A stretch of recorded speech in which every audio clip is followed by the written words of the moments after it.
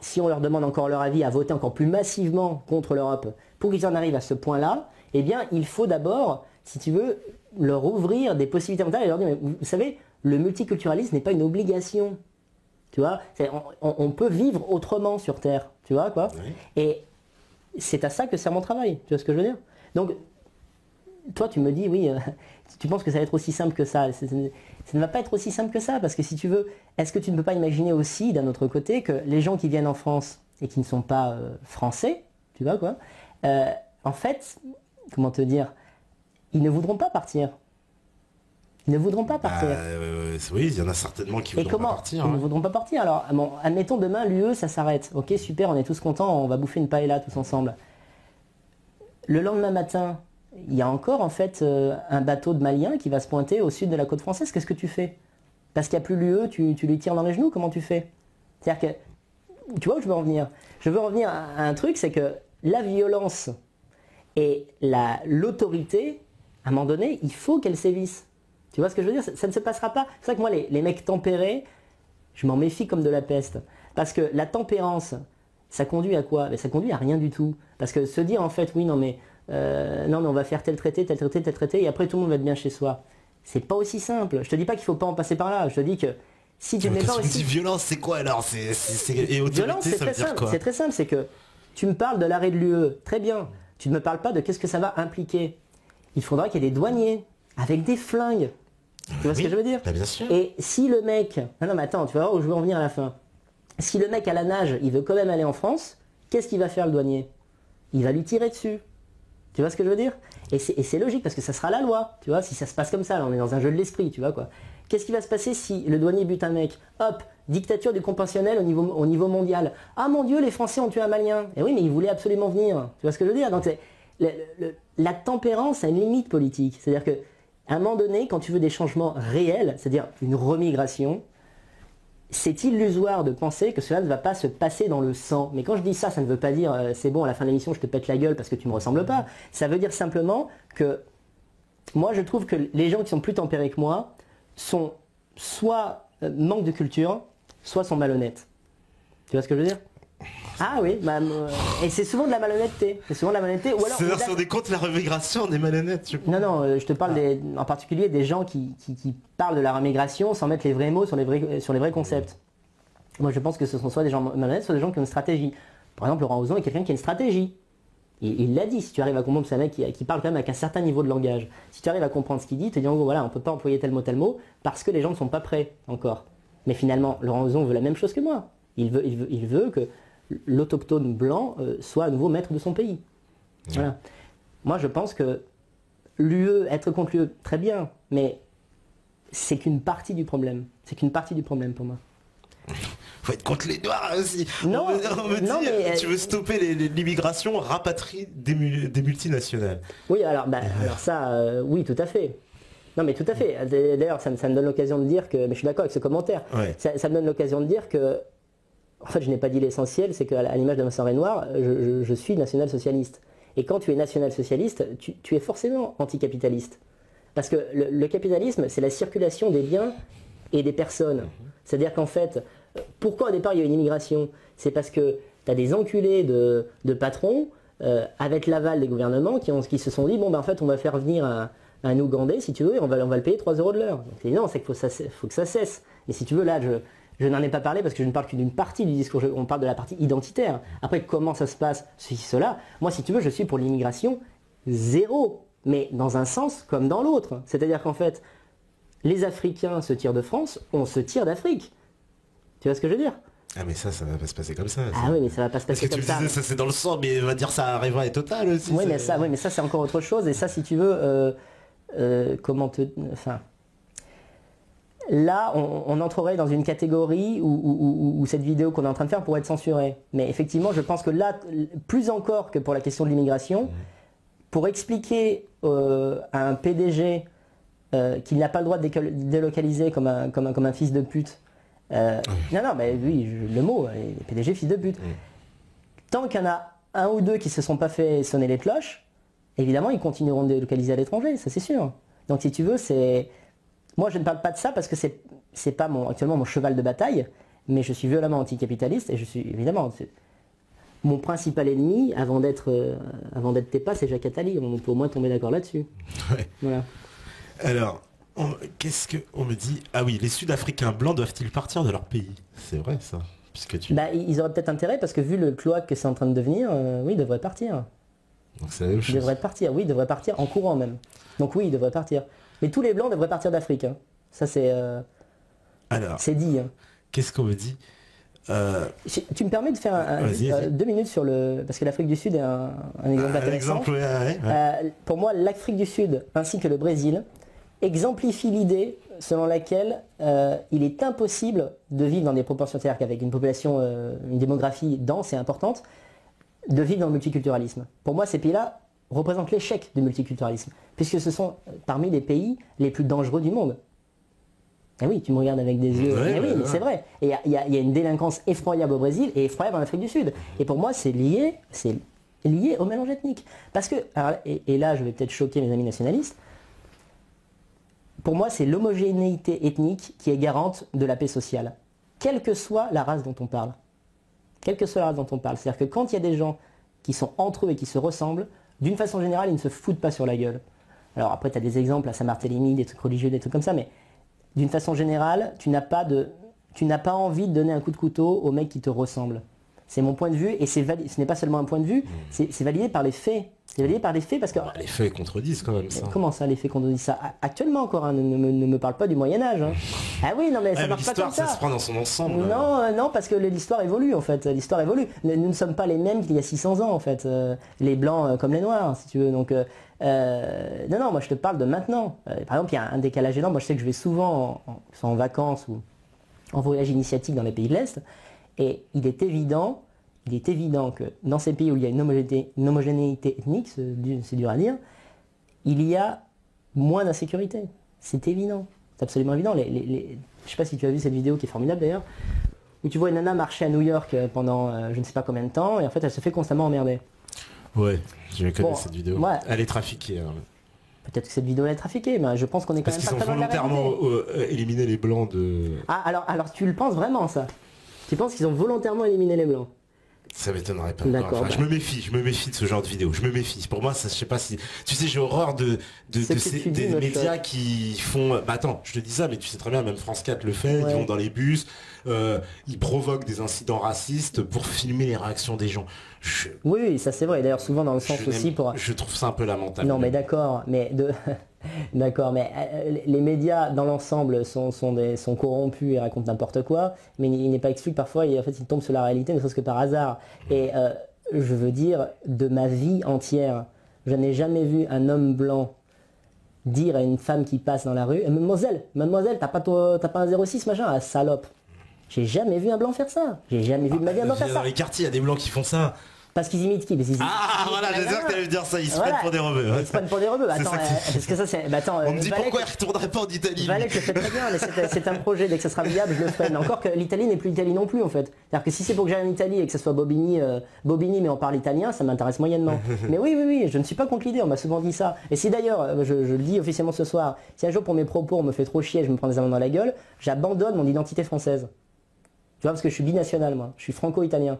Et en fait, je suis prêt à brûler ma carte d'identité française. Parce que pour moi, ça sera à un moment donné, je pense que tous les nationalistes devraient faire ça. Pour montrer un peu l'absurdité, on va dire, de la perte d'identité française. C'est-à-dire que si tous les mecs blancs et nationalistes laissent leur carte, c'est-à-dire que cette carte ne veut plus rien dire. Tu vois, et c'est ce que je serai amené à faire un jour, je pense. Dans un geste à la fois artistique et politique. Mais est-ce que tu penses pas que justement, tu me dis blanc, par exemple, voilà, on me dit le massacre des Vendéens a été fait par des Noirs. Les blancs, il y a toujours eu des embrouilles entre blancs, tu me dis, comme s'il n'y a jamais eu, comme si c'est la paix sociale parce que les gens seraient blancs. Mais quand tu as un recul, si tu fais un dézoom et tu regardes l'histoire de loin, tu as l'impression que c'est foutu sur la gueule tout le temps. C'est pas tout à fait faux, mais on te parle de décennie en décennie, parce qu'il y a toujours des guerres, il y a toujours des motifs de se battre. Des motifs, parce que c'est la lutte des pouvoirs entre rois, tu vas être roi à la place du roi, évidemment, ça il y aura ça dans tous les pays, peu importe les couleurs. Mais moi, je te parle d'un phénomène qui est nouveau, qui est celui de la délinquance ordinaire qui en réalité ne l'est pas, et qui est un phénomène nouveau qui pour moi est lié au multiculturalisme. Je ne suis pas en train de te dire évidemment que si les Noirs, les étrangers quittent le territoire demain, qu'il n'y aura plus du tout de violence. Il y aura toujours des serial killers, il y aura toujours ceci, cela, il y aura toujours des pédophiles. Bon, voilà. Mais il y a un phénomène, le racisme anti-blanc qui conduit au tabassage de gueule, parce que c'est un truc que j'ai vécu aussi personnellement, même à Grenoble. Lui racailles maghrébines qui se mettent sur un blanc. C'est un phénomène qui existe. Ah oui, ça, bien sûr. Le problème, c'est que les gens qui l'admettent n'en parlent quand même que comme un détail. Genre, oui, mais bon, d'accord, mais pendant qu'on parle de ça, il y a Jetland qui sodomise des enfants au Maroc. Mais il n'y a pas de lien, en fait, entre les deux, tu vois. Moi, c'est comme l'initiative Wanted Pédo, là. Écoute, moi je trouve ça très bien, encore que attention aux chasses aux sorcières, parce qu'il n'y a rien de pire que d'être accusé de pédophilie à tort, donc je ne sais pas quelles sont leurs sources, mais je les encourage à être le plus rigoureux possible. C'est très bien, mais pourquoi on ne fait pas un truc, pourquoi on ne fait pas Wanted Racaille? Parce que les gens qui me reprochent par exemple mon racisme et mon côté amalgameur, je leur dis mais vous ne faites aussi aucun effort, parce que quand en banlieue, tu as une racaille extra-européenne qui démonte la gueule d'un type, tu n'as personne pour le dénoncer. Pourquoi? Parce qu'il y a une entraide communautaire. Et les mêmes personnes qui te disent oui mais Daniel, comment ça, une solidarité ethnique, ceci, cela, de quoi parles-tu? Alors qu'en fait il n'y a que ça en banlieue, il n'y a que ça. On va pas balancer un tel type alors que c'est un fou dangereux. Moi je connais un type à Grenoble, je ne vais pas le citer parce que j'ai peur pour ma peau. En fait, c'est un mec qui a tué 2 personnes, qui est sorti de prison à chaque fois, qui est un danger, c'est-à-dire qu'il a entre la folie et la cruauté absolue, tu vois, une sorte de Dracula puissance 1000. C'est un mec dont les services de police connaissent le nom. Et à chaque fois qu'il fait un truc, les gens ont tellement peur au sein du quartier, alors qu'eux ont des preuves, moi je n'en ai pas, qu'ils ne le dénoncent jamais. Mais c'est à cause en fait de cette philosophie du silence qui est basée sur l'entraide ethnique, quoi qu'on le dise. C'est-à-dire que on va quand même pas le dénoncer, c'est un frère en Dieu, tu vois quoi. Et ben c'est à cause de ça que la délinquance atteint ce taux-là.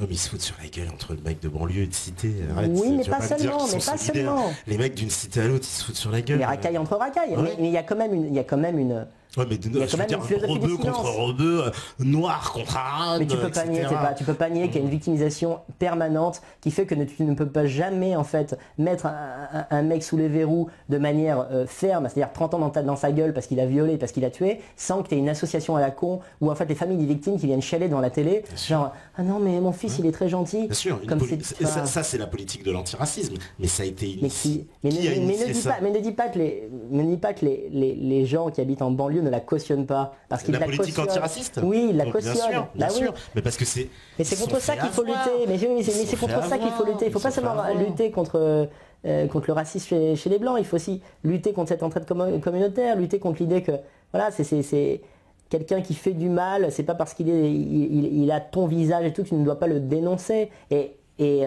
les blancs, un blanc dénoncerait un mec de sa couleur qui fait des choses absolument absurdes. Et en fait, en banlieue aussi, mais un noir aussi. C'est là que je suis pas d'accord. Non, ça dit pas d'être d'accord ou pas d'accord. Ouais, parce que c'est factuel en fait. Justement, non, c'est des faits là quand même. Tu peux pas dire ça. Moi, je connais des noirs qui ne pourront et j'en connais plein et des arabes. Je suis désolé, qui ont des valeurs. C'est une question de valeurs. Tu me dis, j'ai l'impression que je connais un arabe, t'as pas de valeur. Non, c'est pas ce que j'ai dit, mais l'entraide communautaire est plus forte en général que les valeurs. Et moi, j'en veux pour preuve. J'ai un ami qui est musulman, qui est bon comme le pain et même 10 fois plus gentil que moi, mais quand il s'agit d'un mec à lui, d'un frère, qui fait un truc comme ça, il ferait tout, et il donnerait tous les mensonges du monde pour le protéger. Et ça, c'est une chose que les Blancs n'ont pas du tout dans la tête, et c'est pour ça qu'ils disparaissent, entre autres choses. Voilà. On me dit, est-ce que les Italiens vont vouloir de lui? Oui, bon, ça... Oui, moi je pense que oui, sans problème. Qu'est-ce qu'il y a? Alors oui, il y en a qui sont d'accord avec toi, qui pensent qu'il y a une bien-pensance qui empêche de parler de certains sujets. Je me fais le résumé. Non, pas encore l'avocat du diable. Je me fais le porte-parole en fait. Et on me dit, bon, il y en a qui sont d'accord, qui pensent qu'il y a une bien-pensance, parce que toi, c'est vrai que tu penses que tout ça, c'est la gauche, en plus. C'est parce que t'es quand même très anti-gauche. Tu dis que t'es un artiste de droite d'ailleurs, ça. Ah oui, non mais parce que c'est ce qui me qualifie premièrement. C'est-à-dire que il n'y a rien de pire qu'un gauchiste. Je veux dire, c'est pour moi c'est. Alors c'est quoi un gauchiste? C'est quoi la définition d'un gauchiste? C'est quelqu'un, si tu veux, c'est quelqu'un qui ne voit pas le réel comme il est. Un gauchiste a des grilles de lecture et il transforme sa vision du réel pour qu'elle corresponde à ses grilles interprétatives. C'est ça un gauchiste. C'est-à-dire que si tu veux, un gauchiste voit 4 hommes noirs violer sa femme, son premier réflexe n'est pas se dire mon Dieu j'ai envie de les tuer, ce qui est logique, parce que tu vois c'est la haine, on a fait du mal au tien, donc en fait t'as les boules. Il va se dire mon Dieu pas d'amalgame. Il faut surtout pas que j'en veuille à tous les autres noirs de la terre. Ce qui est peut-être vrai, mais c'est le premier réflexe du gauchiste. Et c'est pour ça que pour moi le gauchisme est une maladie mentale. C'est une maladie mentale parce que si tu veux, c'est marcher sur le monde comme ça, en se mettant des œillères. Et quand un mec te montre la réalité, tu n'en veux pas. C'est du déni en fait. T'es là genre, ah non, surtout pas. Est-ce que c'est du déni ou est-ce que c'est le fait qu'il y ait un certain cadre dans lequel on a tous grandi, un certain environnement, ou dans cet environnement, la bien-pensance, comme on peut l'appeler, ou la doxa en tout cas, te pointe du doigt si tu sors des sentiers battus, tu t'exprimes sur ces sujets-là. Que veux-tu dire ce que tu veux dire, c'est que le gauchisme, on ne naît pas gauchiste, on le devient par la force de la propagande, c'est ça que tu veux dire? Oui, probablement. On l'est à son insu en fait. Oui, bien sûr. Non mais ça ok. Mais il n'en demeure pas moins qu'après, tu vois, c'est toujours pareil. Qu'est-ce qui fait que tu vas devenir un enculé? On peut pas savoir, mais après une fois que tu l'es, il faut bien gérer ton cas. Tu vois, souvent c'est un peu un chemin de traverse, on dit ouais, il faut pas s'occuper des conséquences, il faut s'occuper des causes. Les causes du gauchisme, on le connaît, 50 ans de propagande talmudo-juive, c'est ça le gauchisme. C'est pas autre chose en fait quoi, c'est SOS racisme et tout le tralala. Oui. Bah si, moi je te le dis. Talmudo-juive, je suis obligé de modérer le propos comme mon avocat m'a dit. Oui, sionistes, mais les sionistes sont quoi? Ils sont pas pakistanais quoi, tu vois. Ouais. Bon, peu importe, parce que je te parle pas des. Voilà, je parle des causes, moi je parle des conséquences. Le gauchisme, c'est terrible, c'est-à-dire que c'est ce qui fait qu'on ne peut pas parler. Tu vois, un gauchiste, tu dis, oui, alors, par exemple, les gens sont plutôt comme ça. Ah non, tu peux pas généraliser. Mais est-ce qu'on règle un problème si on s'attaque pas aux causes, justement? C'est un peu ça, quand même, aussi. Je pense qu'on peut à la fois... J'ai l'impression que tu veux gérer les conséquences, mais sans t'attaquer aux causes. Oui, bah écoute, faisons une parabole médicale. Quand tu as une maladie, on s'occupe à la fois des causes et des conséquences. Parce que quand tu te mouches, on te donne aussi des trucs pour que ton nez ne s'irrite pas. Alors que c'est pas la cause, c'est la conséquence, le fait que ton nez soit irrité. Évidemment, le racaillisme est une conséquence d'un projet politique. Mais c'est une conséquence qui fait chier. Et puisque les causes, pour l'instant, si tu veux, on ne peut pas, à moins d'aller se faire sauter, si tu veux, à chaque fois au dîner du CRIF, s'attaquer aux causes, c'est un gros boulot. Pour moi, c'est un refuge de dire oui, il faut s'attaquer aux causes, il faut surtout pas s'attaquer aux conséquences. Ah non, il faut surtout pas aux conséquences, mais est-ce on va régler le problème si on s'attaque jamais aux causes finalement? Si on s'attaque qu'aux conséquences? Non, on ne le réglera pas, mais en s'attaquant aux conséquences, on peut faire passer un message aussi aux personnes qui sont les responsables de la cause. Alors, et je jongle, hein, parce qu'il y a plein de choses qu'on n'a pas le droit de dire. Hein, donc, on me dit, alors il y a plein de réactions, t'imagines bien. Oui, mais regarde, là, tu vois, la délinquance est surtout le résultat de la pauvreté, de l'échec scolaire moderne et justement le communautarisme. Non, je suis algérien et j'ai déjà tapé des Algériens pour défendre des potes blancs, noirs, portugais ou autres.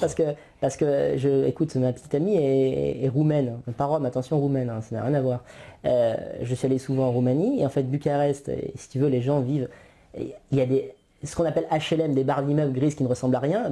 Bucarest en est rempli.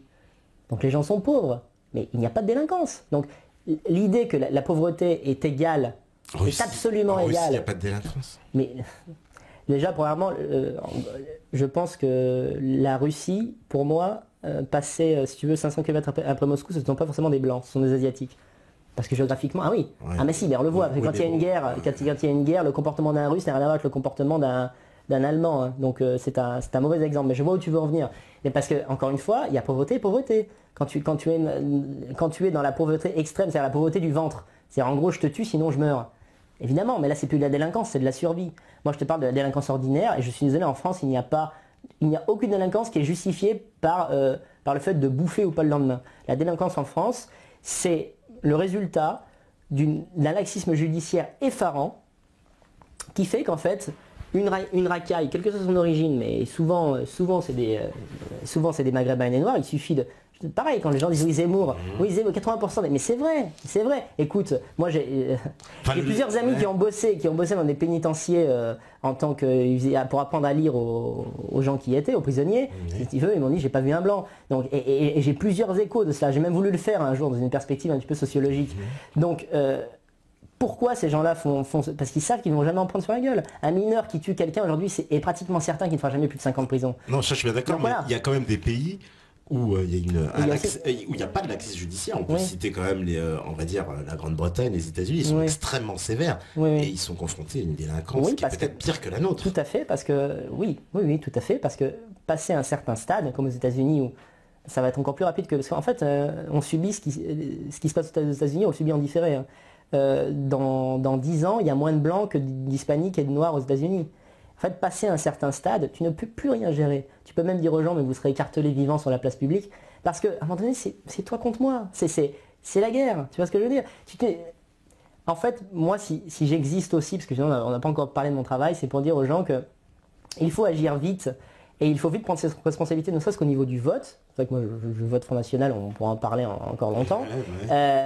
Il faut agir de façon non violente tant que c'est encore possible. Parce qu'il arrivera à un stade logique, prévu par certains et tout à fait évident, où en banlieue, pour l'instant, il se trouve que les blancs sont des fiottes. Les blancs sont des fiottes parce que le gauchisme leur a mangé le cerveau. Mais le gauchisme n'a pas beaucoup d'années devant lui, parce que le réel est implacable. Il y a un moment où un blanc qui a vu son fils se faire emmerder, raqueter, tabasser, etc., ce blanc-là va réagir. Il va se venger. Il va se venger sur un type noir, arabe, qui lui-même va se venger. Et ceci, et cela, et ceci, et cela. Et si on en arrive là, à ce moment-là, mais il n'y aura aucune solution pour s'en sortir. Ça sera le bain de sang. Donc avant que cela se produise, si toutefois on y est encore, moi je demande aux Blancs de se responsabiliser, de faire en sorte de protéger leur foyer, de faire honneur à leur ethnie, à leur race, en faisant des enfants et en les éduquant dans l'amour d'eux-mêmes, c'est-à-dire d'aller contre la propagande gauchiste, et à faire ce qu'il faut dans les urnes pour que le parti le moins pire passe au pouvoir. Ça, c'est mon petit message personnel. Et les métis ont fait quoi? Les métis ont fait quoi? Si c'est un métis comme t'es pas, si tu veux, qui casse pas les couilles et qui... Ah bon, ça va, bon, regarde. Bien sûr. Bon, ça va, tu vas me jeter dans le bateau avec les autres. Bah oui, mais si tu fais déjà cet écrémage-là, il en reste plus beaucoup. Oui, franchement.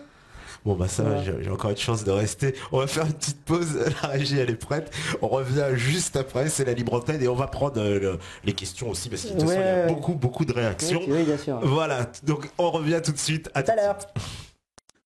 Voilà, donc de retour sur la libre antenne, toujours avec Daniel Conversano. Alors là, tonne d'avalanches, de messages, de réactions. On pouvait s'y attendre, hein. Non, de toute façon, on le savait. Oui, moi, je suis donc c'est tout à fait logique. Oui. Voilà, il y a des gens, alors voilà, heureusement que d'ailleurs, je vais lire quelques réactions hein, pour qu'on comprenne un petit peu, voilà. On me dit par exemple, j'aime ce gars, ce qu'on peut retenir d'intéressant dans son discours, c'est qu'il faut retrouver ses couilles et sortir de ce discours de lâche ambiant, pas si facile. Il y en a qui sont vraiment d'accord avec toi. Je suis 100% d'accord avec l'invité sur le fait que sans noir et arabe en France, il n'y aurait quasiment plus aucune délinquance, violent, cassage de gueule pour une cigarette.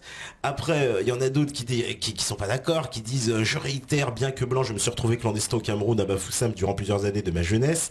Et oui, je sais, ce n'est pas banal, et ce n'est pas pour cela que la population camerounaise était hostile à mon égard. Au contraire, ils m'ont tendu la main. Les gens te sortent toujours des exemples individuels, genre oui, c'est vrai qu'ils sont comme ci, mais j'ai un oncle qui est sympa alors qu'il est noir ou japonais. Enfin, voilà. Tu vois. Voilà, il y en a qui sont d'accord avec aussi notre démarche, parce qu'il y en a qui, on va encore se faire critiquer nous de t'avoir invité déjà. Oui, effectivement, on est déjà, on en prend plein la gueule. On dit je ne suis pas d'accord avec son discours, mais il faut laisser l'invité s'exprimer. Je comprends pas les métanautes qui souhaitent absolument le faire taire. C'est le rôle de Méta TV. C'est pour cette raison que l'on apprécie ce média. C'est la liberté de parole qu'on ne trouve nulle part ailleurs. C'est vrai. D'ailleurs, je t'en dois une. Hein. Je considère que tu m'as rendu un service parce qu'évidemment ça fait parler de moi d'une certaine manière, et si un jour tu as besoin de moi pour quoi que ce soit, parce que moi je crois que le pire défaut c'est l'ingratitude, et je ne suis pas ingrat, donc je te remercie encore.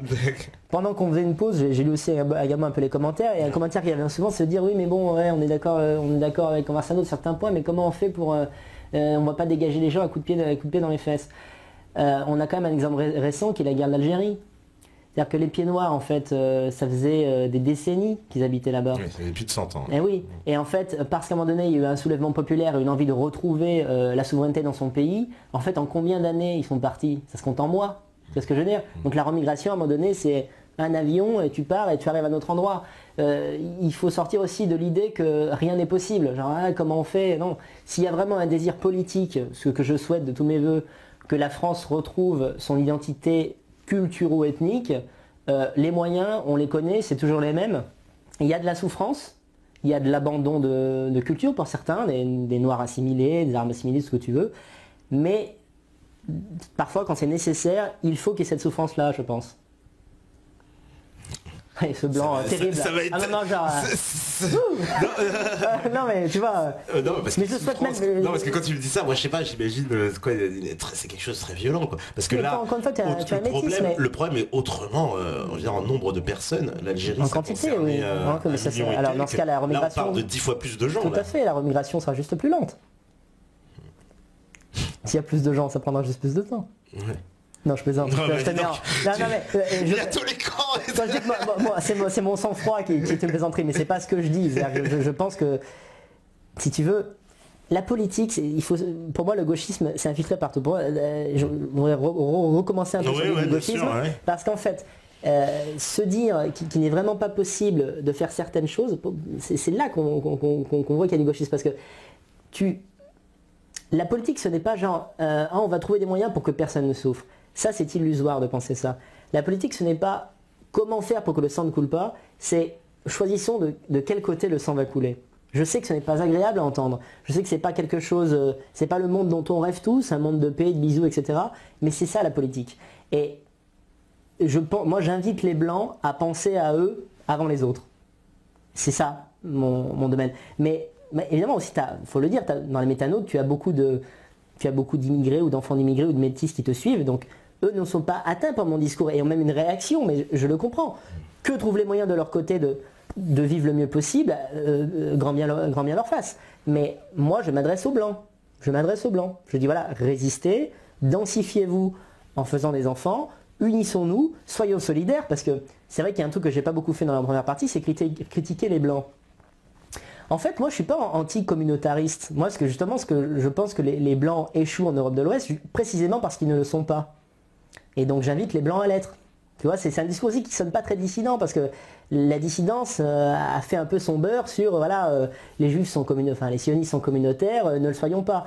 Or, dans les faits, je sais que par exemple, j'ai beaucoup d'amis maghrébins à Grenoble, et les maghrébins s'entraînent et c'est très bien. Je te donne un exemple. Presque c'est bien normal. On pourrait pas. Ah bah oui, mais alors si c'est normal, c'est que tu crois à l'union. Non, mais moi j'ai toujours expliqué dans cette émission que le communautarisme était un fait naturel, qu'on ne pouvait pas l'empêcher, au sens où si tous les deux on devait se retrouver à 3000 km d'ici et on se connaîtrait pas, et toi tu me dirais oui je suis français moi aussi, tu sais très bien qu'on va se retrouver autour de par la langue. Par la langue et même par la culture. Ça se trouve qu'on va vouloir partager la même nourriture et avoir les mêmes fêtes, les mêmes références. Mais pourquoi ne pas aller jusqu'à la couleur dans ce cas? Pourquoi ne pas aller jusqu'à la couleur? La couleur peut être... Écoute, je vais te faire cette mise en scène parce que je pense que c'est le moment de le faire. Alors, vas-y. Alors, petite mise en scène. J'ai amené des petits bonhommes. Alors, ceci, c'est une espèce de smiley en forme d'Hitler, qui n'a rien à voir d'ailleurs avec ce que je vais faire, mais il est juste marrant en fait, quoi.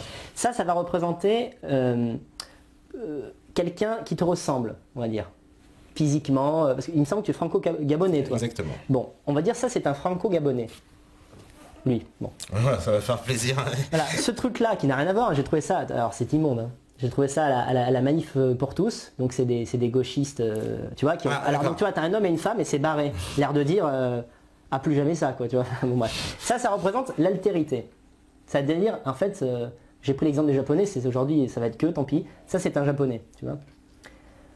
Tu n'as aucun autre critère que la couleur et l'ethnie. Je tiens dans la main rien du tout, c'est un pistolet imaginaire, si tu veux, quoi. Je pointe ce pistolet imaginaire sur toi. C'est un jeu de l'esprit, hein. Tu es obligé de choisir, c'est-à-dire que tu n'as pas le choix. Et je te demande tes pas, en fait, il y en a un des deux qui doit mourir. À toi de choisir lequel.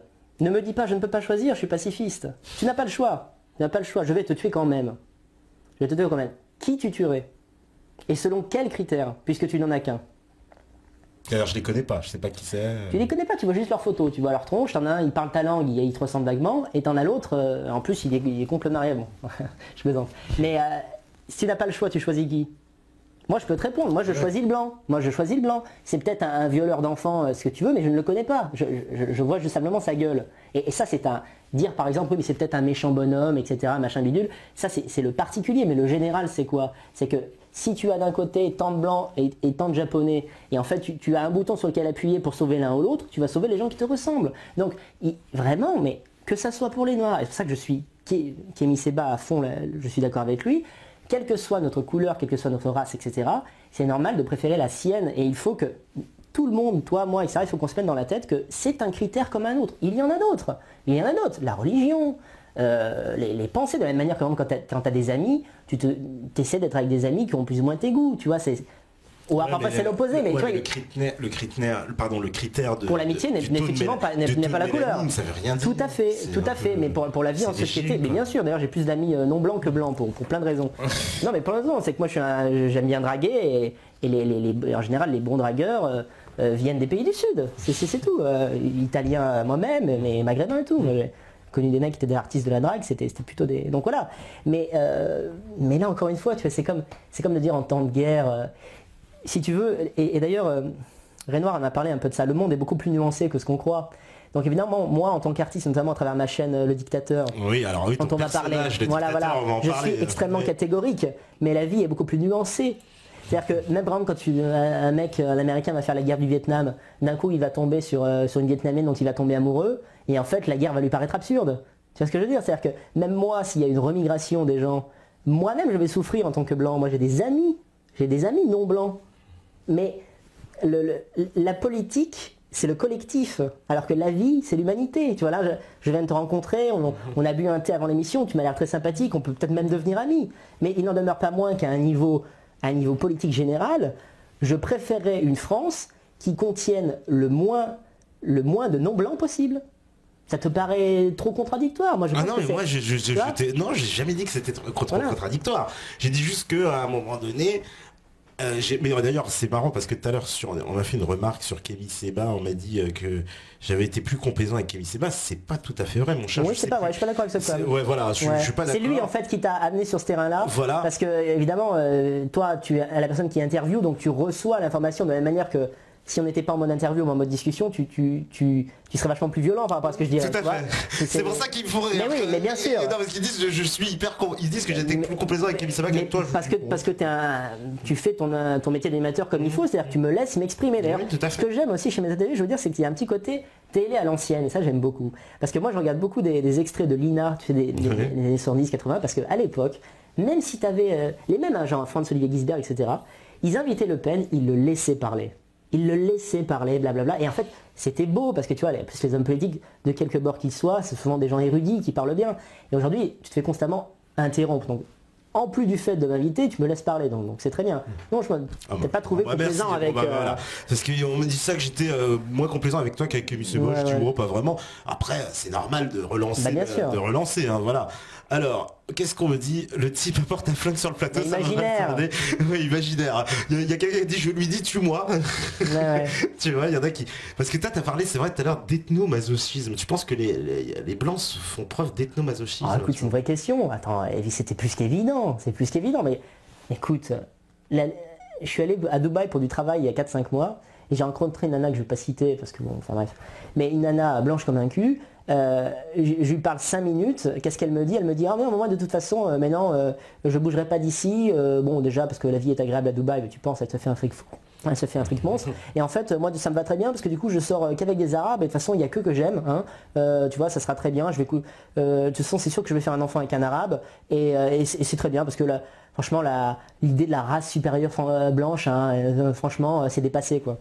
Et alors, tu vas me dire, mais elle t'a dit ça parce que tu lui as balancé le dictateur dans la gueule? Non, même pas. Elle m'a dit ça de but en blanc, comme si c'était quelque chose de tout à fait normal et de banal en fait, alors qu'elle disait quelque chose de monstrueux. Elle parlait de la disparition de son origine, de son fondement, de sa race, comme si c'était quelque chose d'anecdotique et de souhaitable. Donc l'ethnomasochisme, et je le rencontre tous les jours. Il y a un truc aussi que je fais souvent, pas pour des raisons sociologiques, mais simplement parce que j'ai pas de thunes, c'est le covoiturage.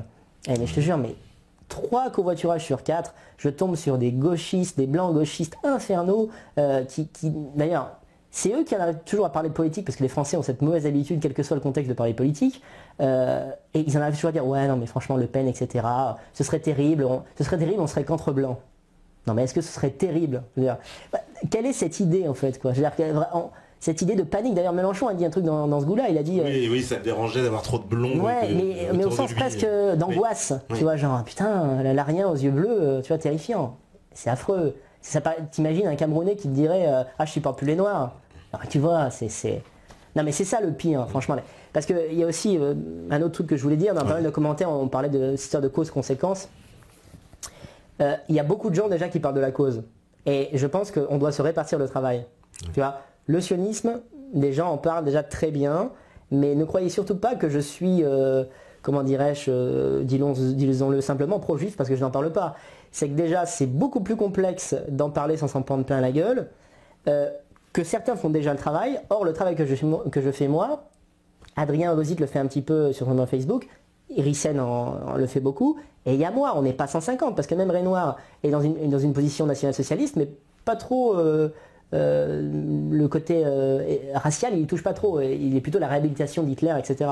Ce qui est très bien, mais donc voilà, ne croyez surtout pas que parce que je ne parle pas de certaines choses, je n'ai pas conscience de qui fait quoi. Voilà. Et une question, alors voilà, c'est la question de Nicolas Dulotte qui me dit... les juifs, il les met dans quel panier? Je vois ça, excuse-moi, mais... les juifs, oui, ils sont des étrangers, oui, bien sûr. Les juifs sont des étrangers, les juifs forment un pays. Ils baissent qu'entre eux depuis 6000 ans, comment veux-tu que ça soit autre chose qu'une race? S'il n'y a qu'une race qui existe au monde, s'il n'y a qu'une race qui existe au monde, alors je modère le propos. Non, je suis obligé de mettre des bémols parce que. Mais dans quelle mesure? Je veux dire, il n'y a qu'à eux qu'on ne reproche pas aux juifs leur communautarisme et leur amour de leur race, alors qu'ils forment une race. C'est très simple. Tu ne couches qu'avec des gens de ta communauté, de ton ethnie et ton groupe culturel, excuse-moi, au bout de plusieurs milliers d'années, ça forme une race. Voilà, détendu. Ouais. Je n'ai pas en train de dire les juifs ceci, cela. Il n'y a même pas de prescription, faisons ci, faisons ça. Au contraire, moi je trouve que sur le plan, en tout cas, pas sur le plan moral, hein, sur le plan de la réunion communautaire et ethnique, les juifs ont raison à 2000%. Et ils nous dominent, certains, parce que justement, ils se communautarisent jusqu'à l'absurde. Tu vois ce que je veux dire? Si nous, on était à 2% aussi solidaires que le sont entre eux, mais je veux dire, l'humanité aurait déjà décollé de la planète, si tu veux, on n'habiterait même plus sur la Terre, quoi. Donc voilà. Alors, excuse-moi, je t'ai interrompu. Oui, voilà, parce qu'il y a une question intéressante. Il me dit, est-ce que tu préfères une France noire et patriote qui respecte la France éternelle culture, ou bien une France blanche, américanisée et mondialiste? Oui, mais ça c'est une question qui est, comment dirais-je, à la fois pertinente et un petit peu incongrue, parce que il est évident pour moi, mais je ne peux pas te le prouver, parce qu'il n'y a que le réel qui pourrait le prouver, il n'y a que la mise en situation exacte de ce que cet homme a dit qui pourrait le prouver. Mais une France qui serait entièrement noire ne pourrait pas être patriote. Parce que... Comment... Oui, mais quand il a dit ça, c'est au sens d'une France où il y a des noirs. Mais oui, alors à ce moment-là, oui, je préfère effectivement, je préfère la France réconciliée à la France des homosexuels et des jeans troués et de la culture Starbucks mes couilles. Mais oui, mais bien sûr. Mais bien sûr. Il pose la question. On me dit, les Maghrébins que tu côtoies sont amis avec toi, mais ton discours prouve que tu n'es pas leur ami. Pourquoi ils se méfient du blanc? C'est là où ils se trompent. C'est que je suis vraiment leur ami. Ouais. C'est-à-dire que je peux citer son prénom. Un de mes meilleurs amis, il s'appelle Abdella, c'est un mec en or. Et en fait, on a un pacte du sang, pour te dire, tu vois. C'est-à-dire que, non, mais tu vois, à l'ancienne, un truc à la con.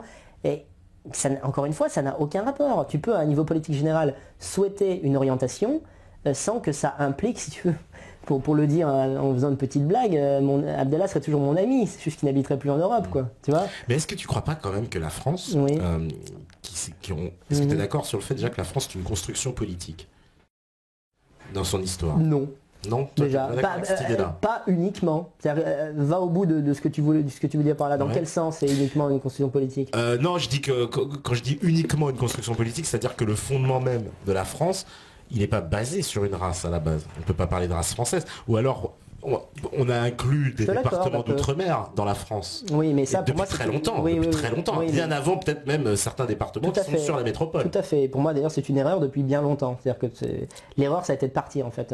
Voilà. Attends, tu vois, c'est une erreur. Ah oui, bien sûr. Moi, je suis anti-colonialiste à un point qu'il ne peut même pas concevoir. Alors, laisse-moi juste rebondir sur ça, juste pour dire, parce que la France, sans ses départements d'outre-mer, elle n'aurait pas la grandeur qu'elle a, la grandeur de la France, la grande puissance de la France. À une époque, oui, bien sûr, le côté impérialisme, bien sûr, mais c'est pas à ça que je veux revenir. Moi, je veux revenir, tu vois, je vais citer un exemple extrêmement trivial, mais moi, c'est la France Astérix que je veux, c'est pas la France... c'est pas la grande... Tu vois, même si... Qui règne sur tous les continents. Un coup, j'ai mis une photo de Napoléon en profil, parce que bon, après à titre individuel, moi, le parcours de certains hommes politiques me fascine, etc. Bon, ce qui me fascine chez Napoléon, c'est d'un coup il est dans sa cuisine d'étudiant, puis 2 ans après il est empereur, c'est complètement dingue. Mais je veux dire, ce n'est pas ça que je souhaite, parce que pour moi, déjà la France n'est pas un empire en termes de territoire pur, c'est-à-dire que il a fallu qu'elle aille chercher des terres ailleurs pour devenir un empire, parce qu'elle n'en avait pas la possibilité. Ce n'est pas le cas par exemple de la Russie. La Russie est un empire de fait. Bon, évidemment, là, parce que j'ai 1 milliard de nationalistes qui sont anti-russes, donc ils vont me sauter à la gueule, parce que les Russes ont également beaucoup tué. Hein. Les Russes sont les Américains de l'Europe de l'Est et de l'Asie, hein. C'est-à-dire qu'ils se sont répandus, mais enfin quand même. Donc oui, alors je suis d'accord avec toi sur un point, c'est que c'est plus simple de trouver une race allemande qu'une race française, pour une simple raison qui est géographique. C'est-à-dire que la France est à un carrefour. Tu vois, elle est au milieu, en fait, la France, entre l'Europe du Nord et l'Europe du Sud. Ouais. Donc, tu vois, tous les pays carrefour, par exemple, je t'ai parlé de ma petite amie qui est roumaine, il n'y a pas une homogénéité raciale pure, vraiment, en Roumanie. Il n'y a que des blancs, mais qui ne se ressemblent pas forcément entre eux, contrairement, par exemple, à l'Ukraine ou aux Pays-Baltes, où vraiment, on a une ethnie, on a quelque chose, quoi. Donc, mais ce qu'il faut dire aussi, c'est que mon combat est moins de faire en sorte que la France ne soit composée que de gens du pont, que dans un premier temps, l'Europe ne soit composée que d'Européens. Commençons par le plus facile. Parce que la circulation entre pays d'Europe, ça existe depuis des milliers d'années. Tu vois, particulièrement à la Renaissance, Léonard de Vinci vient en France, l'autre il va là-bas, à Stuttgart, enfin bon, voilà. Donc voilà, je suis d'accord avec toi que c'est plus difficile de dire il y a une race française. D'ailleurs, je ne parle jamais de race française. Je pense qu'il y a des Gaulois, il y a des Latins. Si déjà on avait une France gallo-romaine, ça serait déjà pas trop mal. Voilà. D'accord, entre les deux. Pas entre les deux, mais chaque chose en son temps. Écoute, écoute, si la France redevient blanche et que dans 100 ans, les gens du pont et les mecs qui sont les bourguignons et les bretons veulent qu'on dégage, on s'en occupera à ce moment-là. S'il faut partir en Italie, ça ne serait pas une tragédie, hein, crois-moi. Et d'ailleurs, c'est pas loin l'Italie. C'est pas loin, c'est pas loin. C'est plus loin le Bamako quand même, ça va être plus compliqué. Ça va être plus compliqué. Il y a moins de choses aussi. On me dit, c'est chaud quand même, le mec tabasse les Noirs et les Arabes depuis tout à l'heure, ça passe. On arrive aux Juifs, hop, à bémol, faut assumer l'expression, liberté d'expression totale. Non, il dit ça certainement pour moi, j'imagine. Ah pardon, oui, parce que j'ai dit je pose ma modération. Mais mon cher, j'ai des procès sur le dos. Non mais par contre, pour ce qui est de moi, il suffit de taper mon nom sur internet si vous voulez trouver des attaques. Oui. Voilà, vous en trouverez en fait. Oui, il y en a beaucoup. Oui. Moi je modère juste le propos, hein. Mais même sur les Noirs et les Arabes, c'est pareil. Je modère aussi. Alors, que penserait l'invité si un Français de souche lui disait qu'il devait quitter la France pour retourner en Italie, ou alors choisir entre ces deux nationalités? De la même manière, peut-il se mettre à la place d'immigrés africains nés en France qui ne connaissent que la France et à qui on explique qu'ils ne sont pas français? Déjà, on ne leur explique pas. Souvent, ce sont eux-mêmes qui ne se sentent pas français et qui le montrent. Parce que, si tu veux, écoute, le réflexe raciste est tout à fait naturel. Pour moi, il n'y a rien de plus banal, je le répète. Et quand, par exemple, ma grand-mère et mon grand-père sont venus en France, ils se sont fait traiter de macaroni pendant 20 ans. Sauf que eux, ils n'ont pas appelé à la rescousse SOS Racisme, ils ont baissé le dos, ils se sont adaptés aux coutumes françaises, ils ont abandonné la langue. Ça, c'est quand même un truc important. Pourquoi on ne le dit jamais? Pourquoi le niveau scolaire est extrêmement bas? Parce que dans les ZEP, tu as énormément d'extra-européens, d'origine au moins, quoi. Et à la maison, je suis désolé, tout à l'heure je t'ai parlé de mon ami Abdallah, ça parle pas français. Donc quand ça parle pas français, tu peux pas arriver avec un niveau de français. Putain, mais si au moins les immigrés aimer la France au point de parler même mieux français que les Français, on pourrait commencer à causer. Mais déjà, il n'y a pas d'assimilation possible parce que la plupart de ces gens ne font pas l'effort nécessaire pour s'intégrer. Tu penses qu'il faudrait revenir à cette loi qui imposait de prendre des prénoms français? Tu penses que c'était quelque chose d'un facteur? C'est pas mon combat, franchement, parce que pour moi, non, parce que ça, c'est nier le réel. Tu vois, genre, de te dire que on va t'appeler, c'est comme si toi on t'appelait Vladimir, t'as pas une gueule à t'appeler Vladimir, tu vois. Non mais simplement, le fait de parler la langue du pays où tu te trouves ne signifie pas que tu es de nationalité française, parce que faisons un jeu de l'esprit, tu fais venir un extraterrestre, tu lui parles français, est-ce que ça fait du martien un français? Non mais on rigole, mais en fait Marc Georges c'est ce qu'il croit, parce que pour lui francophonie égale France. Donc tu parles français, t'es français. Non, on peut très bien vivre en France et ne pas être français. Donc déjà, mais simplement, là, pourquoi je parlais de ça? Pour dire, on peut accepter d'une personne qu'elle vive sur ton territoire quand elle en accepte les mœurs, les coutumes, les traditions, la façon de parler, etc. Enfin, la langue. Donc voilà. Ouais, c'est pour ça que c'est poreux en fait entre l'Italie, la France, l'Espagne, l'Allemagne, parce que on se ressemble quand même plus ou moins. On avait la même religion jusqu'à il y a 100 ans avant qu'on nous la détruise. Il y avait des liens. Quel est le lien entre un bourguignon du cœur de la France ou un mec qui habite à Clermont-Ferrand depuis 1000 générations avec un Malien musulman qui ne parle pas français? Je veux dire, À un moment donné, le multiculturalisme, je veux dire, c'est comme faire accoupler un coq avec une chèvre. C'est pas possible. Alors, qu'est-ce qu'on me dit préfères-tu, si c'est possible, voter FN? Voilà, oui, t'en as parlé, que toi, justement, on a dit qu'on en parlerait. Tu votes. Écoute, moi, je vote Front National. C'est quoi, par dépit ou vraiment t'y crois? Je ne sais pas. Je pense que le Front National n'a jamais été au pouvoir et qu'il mérite sa chance. Parce que ce sont des gens qui combattent depuis longtemps, voilà, il y a des points communs à trouver. Toi qui es un anti-eux, etc. On dit toujours à Marine, mais Marine Le Pen a un siège à l'Union Européenne. Mais oui, mais cette structure existe, donc elle y est. Ça serait comme de dire, je suis pas démocrate, donc on va pas voter pour Marine Le Pen. Oui, mais t'as mieux à me proposer. Non, il n'y a pas un groupuscule fasciste qui est là devant pour les armes. Rien là-bas. On voit par exemple, regarde Nigel Farage, côté britannique. Il est beaucoup plus virulent que Marine Le Pen quand même. Écoute, on l'entend plus en tout cas. Oui, non mais t'as raison. Mais deux raisons, moi je dirais quand même, qui justifient encore le vote Marine Le Pen, c'est que je pense qu'il y a une possibilité que ce soit tout de même stratégique. C'est-à-dire qu'à un moment donné, Marine s'est dit, avec mon père, c'est pas passé. Donc vraiment, moi, je vais revenir presque sur tout, histoire de me faire passer pour quelqu'un vraiment de, tu vois, limite encore plus bas que l'UMP. Et une fois que tu vas pouvoir, petit à petit, grignoter des espaces pour imposer finalement sa politique qu'on a toujours eu dans la tête. Voilà, donc ça, c'est la première raison. Et la deuxième de mon vote Le Pen, elle est un petit peu plus amère, c'est que je pense que quand le FN sera au pouvoir, parce que je pense qu'il le sera, ça sera peut-être pas 2017, parce que Sarkozy va nous glisser une quenelle, peut-être pas 2022, mais allez, dans 10-15 ans, le FN va être au pouvoir. Et les Français blancs ont besoin de cela. Déjà parce que dans un premier temps, ça va leur faire du bien. C'est-à-dire que, parce que qui vote pour le FN souvent, c'est la France d'en bas, la France du très très bas, tu vois, la paysannerie, tu vois. Parce que aussi, un truc qu'on ne dit jamais, c'est qu'un paysan se suicide tous les 2 jours. Oui, ça... Pourtant, il n'y a pas de délinquance dans, tu vois, encore autre chose. Mais ces mecs-là votent pour le Front National, donc ça va leur faire un bien fou, donc une dimension, tu vois, presque de santé mentale. Mais il y a des second temps, bien sûr, mais dans un second temps, les gens vont se rendre compte de quoi? Il va pas se passer grand-chose. Et le choc va être terrible, parce que les gens vont se dire, mais ça fait 50 ans qu'on a l'espoir que le Front National passe au pouvoir, et finalement, à part 2-3 réformes symboliques, comme aller à la messe, ceci, cela, qu'on a vu avec Robert Ménard, il va pas se passer grand-chose. Et à ce moment-là, c'est là que tu les cueilles et que tu les amènes vers le national-socialisme. Pour moi, c'est donc ça que mon vote Le Pen est presque stratégique, c'est-à-dire que l'échec du Front National à avoir une politique qui remette la France debout, in fine, fera que les gens vont se dire, mais finalement, quand on dit le fascisme, etc., finalement, pourquoi pas? Parce que c'est ça, moi, c'est ça ce en quoi je crois. C'est-à-dire que je pense qu'il n'y a qu'une politique ferme et autoritaire qui puisse permettre à la France de retrouver sa couleur dans tous les sens du terme et son panache. Mais ça ne va pas nous mener... je vais faire l'avocat du diable. Est-ce que tout ça ne va pas nous mener dans on peut dire, le chaos de la Seconde Guerre mondiale comme l'Allemagne l'Allemagne a été atomisée quand même. Ah, tout à fait, oui, d'accord. Mais pas au sens... non, dans un premier temps, ça... Écoute... C'est-à-dire que c'est un défi incroyable quand même ce que tu dis là. Oui, mais tu sais, si tu commences à réfléchir à... Je sais que ça peut paraître odieux, parce qu'après, des discours peuvent créer des morts, etc. Mais des morts, il y en a toujours. Et le malheur, il faut toujours se mettre dans la tête que le malheur est toujours du côté de quelqu'un. Par exemple, dans une société qui est répressive anti-homosexuelle, le malheur est du côté de l'homosexuel. L'homosexuel, il est là, genre, mais bon, je suis pédé, moi, j'aime suicider que, qu'est-ce qui arrive, quoi, tu vois, j'ai le droit d'exister. Bon, tant pis pour lui. Mais dans une société comme aujourd'hui, qui est malheureux? L'hétérosexuel, fier de lui-même, est pudique. Parce qu'aujourd'hui, nous vivons dans une société incroyablement impudique. Donc, tu vois, par exemple, dans la société d'aujourd'hui, il y a des laissés pour compte.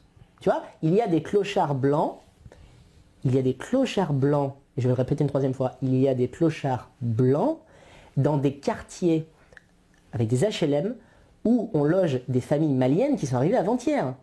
Donc le malheur, il existe. Il est juste que le malheur est d'un côté que je n'aime pas puisqu'il est de mon côté.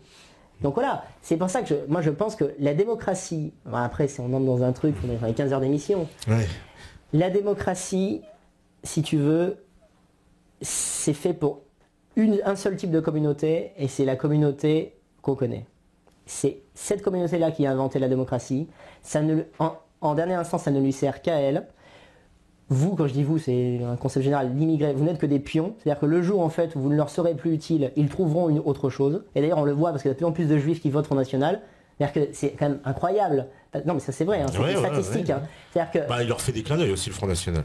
Certes, oui, c'est-à-dire qu'ils ont arrêté le côté antisémite du rapport crématoire. Mais c'est quand même dingue à quel point la politique n'a aucun sens. Si tu regardes bien au sens général et sur une durée incroyable, tu as quand même des juifs qui commencent à voter Front National en disant il y a quand même trop de noirs et d'arabes en fait, quoi. Tu te dire, mais tu es au courant qu'en fait c'est ton grand-père qui les a fait venir. Tu vois, c'est dingue, mais c'est comme ça que ça se passe. Donc il est nécessaire d'avoir de mener une politique ferme, et je pense que pour moi l'ennemi numéro 1 au niveau politique, c'est la démocratie. Alors évidemment, les gens vont me hurler, mais alors qu'est-ce que tu dis, tu veux un tyran? C'est pas ce que je dis, mais l'idée selon laquelle, en laissant les gens se gouverner eux-mêmes et voter selon la logique de leur bon sens qui est inexistant, parce que sinon les gens ne voteraient pas au UNPS depuis 40 ans, encore faut-il que ça ne soit pas trafiqué, encore autre chose, mais c'est une idée qui est absurde. C'est-à-dire que le commun des mortels n'a pas le pouvoir de s'autodiriger. Et moi qui me considère comme intelligent, moi-même je n'ai pas le pouvoir de m'autodiriger. Je trouve tout à fait normal qu'une société qui a un pays aussi grand que la France, bon à l'échelle d'autres pays c'est plus petit, mais c'est quand même grand la France, soit dirigée d'une main de fer, avec de la poigne. Et donc c'est pour ça que moi je suis authentiquement, je veux dire que, bon ça c'est pas interdit de le dire, je suis authentiquement fasciste. Et je vais te dire pour moi la différence, et je vais encore faire une petite parabole, entre le démocrate et le fasciste. Pour moi le démocrate, ça ce truc de poivre, en fait c'est un objectif, tu vas atteindre. Donc l'objectif est ici. Pour moi un démocrate, c'est un mec qui se dit, bon, pour ne pas vexer les sensibilités, celui-là, je vais faire ça. Et souvent, à la fin, soit parce qu'il le fait exprès, soit parce qu'il ait trouvé une andouille, façon François Hollande, il le loupe. Tu vois. Pour moi, le fascisme, c'est, il y a un objectif. Voilà. C'est-à-dire que tu veux lutter contre la délinquance, 50 ans de tôle quand tu violentes une femme alors que tu es un homme. Tu vois. Au bout, tu es un étranger de deuxième ou troisième génération, je ne parle pas d'un métis, un étranger, c'est-à-dire le mec qui a eu sa carte d'identité la semaine dernière, tu vois. T'as caillassé un pompier, tu dégages. Tu dégages. Et là, on va pas te dire le pays ne peut pas l'accepter. Non, non. Tu destitues de sa nationalité, le mec rentre chez lui. C'est comme ça que ça se passe. Et c'est pour ça que moi, quand j'ai compris que c'était ça, la doctrine fasciste, après tu as toujours des dérives. Ouais. Mais après tout, écoute, il y a encore des gens qui se prétendent communistes après Staline. Pourquoi ne pas se prétendre national-socialiste après Hitler? Tu vois, je ne dis pas qu'Hitler, tu vois, tout. Parce qu'il y a un tabou, c'est vrai quand même. Ça. Ah bah oui, parce qu'il y a 100 millions de morts, Staline, et encore, on les compte pas tous. Hein. Après, Hitler, on ne sait pas exactement le nombre de morts, c'est discuté. Mais il y en a eu beaucoup aussi, mais il y en a eu beaucoup moins. Et pourtant, voilà. C'est vrai qu'on nous parle, alors justement... Et Mao, je t'en parle même pas, donc le communisme...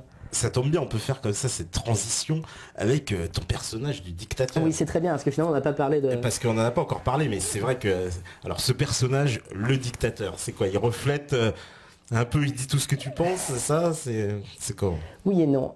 Dans son attitude, le dictateur, c'est tout le contraire de moi. Parce que c'est quoi le dictateur? C'est quelqu'un qui a le mépris aristocratique des races supérieures. Ouais. C'est-à-dire que, en fait, si tu veux, le dictateur, c'est un mec de 1850, on l'a catapulté aujourd'hui et il ne comprend rien au monde. Et là, genre, mais qu'est-ce qui se passe? Tu vois, avec ses mots à lui, là, genre, il y a des youtres partout, il y a des nègres, qu'est-ce qui se passe? Et donc, de cette folie, de son Olympe, il regarde ce monde-là et il en parle avec son niveau de langage un petit peu élevé, etc. Bon, mais pourquoi j'ai fait ça? En fait, je ne sais pas pourquoi je fais ça, parce que souvent, quand on est un artiste, on fait des choses, on ne sait pas pourquoi. C'est la vraie réponse. Mais une réponse un peu trafiquée, c'est de dire que, en fait, je pense qu'à un moment donné dans ma tête, je me suis dit, c'est pas possible de voir qu'on ne peut rien dire sur certains sujets. C'est-à-dire que les gens s'interdisent tellement de penser des choses sur la race, sur les communautés, sur la guerre, etc. Enfin, en gros, il y a tellement une langue de bois absolument affreuse que les gens s'interdisent tout. Et donc le dictateur, lui, c'est le contraire. Le dictateur fonctionne comme une catharsis. C'est-à-dire que le mec qui tombe sur le dictateur et qui pense un peu ce que je dis, si tu veux, c'est comme si tout son pu sortait de son corps, en fait. Tu vois, ça le purifie. Oui. Tu vois, mais parce que c'est le rôle premier d'un pamphlétaire. De la même manière que quand tu lis les pamphlets de Céline, si tu veux, ou de Rebatté, tu vois, Rebatté, Brasillac, Céline, tu vois. Donc un mec qui a fait de la tôle, un mec qui est mort et un mec qui s'en est sorti, et bon, bref. Non, mais je ne veux pas parler de contenu, je vais parler du processus. Mais quand tu lis un bouquin de Céline, mais c'est à pleurer de rire, parce que c'est tellement du jonglage avec de l'amalgame. Enfin, tu vois, si tu veux, pour Céline, un juif est un mélange de japonais et de noir. Ça n'a aucun sens, c'est même pas vrai au sens historique. Mais c'est quoi en fait le boulot du pamphlétaire? Le boulot du pamphlétaire, c'est de prendre le bloc de la réalité, de le tailler en 2-3 endroits, mais en gros de le montrer dans sa grossièreté et de dire voilà putain, le monde c'est ça.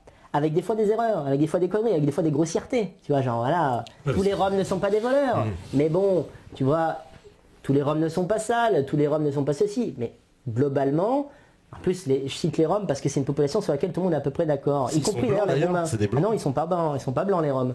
Ils sont pas blancs. D'ailleurs, tu sais que les Roumains, je parle encore de ma petite amie parce que je l'aime beaucoup, donc je la citais souvent. C'est quand on aime quelqu'un, quand on aime quelqu'un, on dit souvent son prénom, par exemple. Enfin bon. Bref, les Roumains ne comprennent pas ce qu'on fait avec les Roms en fait. C'est-à-dire qu'ils sont là, mais comment ça se fait que vous les avez recueillis ? Ça fait 200 ans qu'on essaie de s'en débarrasser en fait. Et on pensait que vous étiez un pays civilisé, donc qui avait de l'esprit et qui avait du bon sens. Parce que c'est une population qui ne s'est jamais intégrée, parce qu'elle n'a jamais voulu s'intégrer, qu'elle ne s'intégrera jamais.